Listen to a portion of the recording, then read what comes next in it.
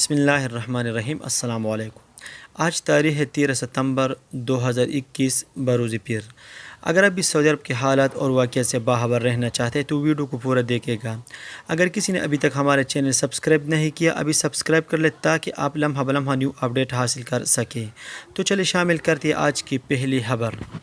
سعودی وزارت داخلہ نے کہا ہے کہ سفری پابندی ختم کرنے کا اصول سعودی شہریوں پر ہی نہیں بلکہ مقیم غیر ملکیوں پر بھی لاگو ہوگا۔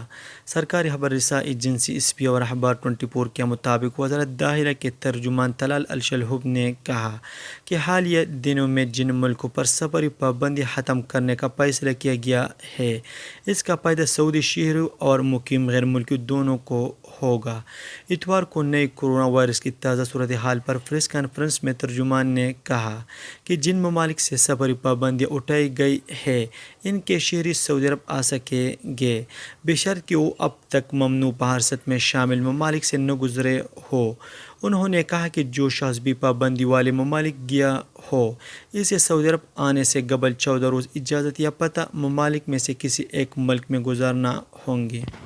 سعودی وزارت داخلہ کے ترجمان نے انتباہ کیا ہے کہ جو شخص بھی اجازت نامے کے بغیر عمرہ ادا کرنے کی کوشش کرے گا اس پر 10,000 ریال جرمانہ ہوگا اور جو شخص بغیر اجازت نامے کے نماز پڑھنے کے لیے مسجد حرام میں داخل ہونے کی کوشش کرے اس پر 1,000 ریال کا جرمانہ ہوگا۔ وزارت داخلہ کے ترجمان کا کہنا ہے کہ کورونا ایسوپیز کی پابندی کو یقینی بنانے اور نئے کورونا وائرس کو پھیلنے سے روکنے اور عمرہ زائرین نیز نمازی کو محفوظ ماحول فراہم کرنے کے لیے عمرہ پرمٹ اور نماز پرمٹ کی خلاف ورزی پر جرمانے مقرر کی گئی ہے۔ سعودی عرب کے شہر مکہ مکرمہ میں سعودی شہری نے والدین کو قتل کر دیا، سیکورٹی فورس نے ملزم کو گرفتار کر لیا۔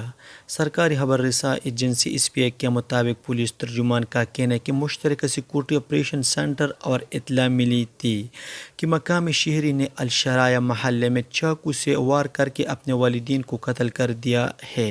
سیکورٹی فورس نے پبلک پروسیکیوشن کے تعاون سے کارروائی کی اور واردات کرنے والے نوجوان کو حراست میں لے لیا۔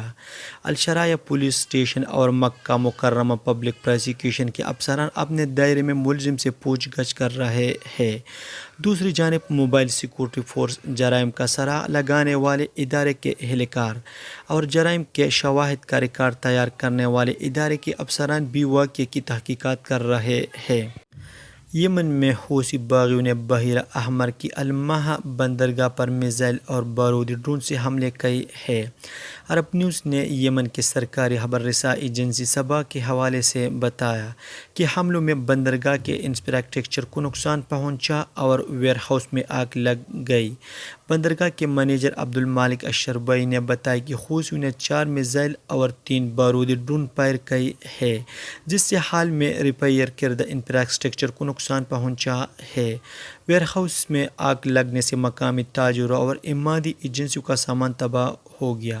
اطلاعات کے مطابق 2 ڈرونز کو مقامی شہر المہا میں ہدف پر پہنچنے سے قبل راستے میں روک کر تباہ کر دیا گیا۔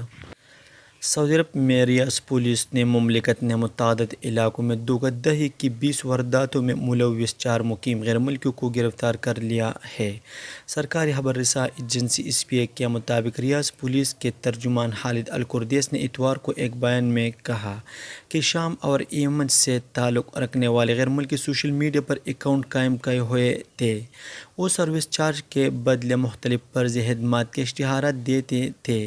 اس کے لیے وہ ملکی اور بین الاقوامی موبائل سم استعمال کر رہے تھے۔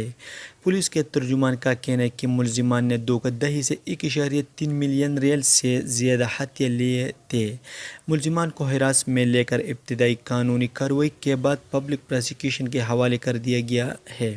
سعودی موسمیات کے قومی مرکز نے کہا ہے کہ پیر کو جیزان، عسیر اور بہاری دنوں میں تیز گرد آلود ہوائیں چلنے کا امکان ہے جس سے حد نظر محدود ہو جائے گی۔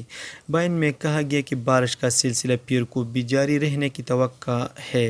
گرد آلود ہواؤں کا دائرہ مکہ مکرمہ ریجن کے بالائی مقامات تک پھیل جائے گا۔ اخبار 24 کے مطابق موسمیات کے قومی مرکز نے امکان ظاہر کیا ہے کہ سعودی عرب کے مشرقی اور وسطی علاقوں نیز نیز بحیرہ احمر کے ساحلی مقامات پر گرد آلود ہوا کے باعث حد نظر محدود ہو سکتی ہے۔ قومی مرکز کا کہنا ہے کہ پیر مشرقی ریجن الربع الحالی سے جنوبی علاقوں کی طرف تیز ہوائیں چلے گی اور گر چمک کے ساتھ بارش متوقع ہے۔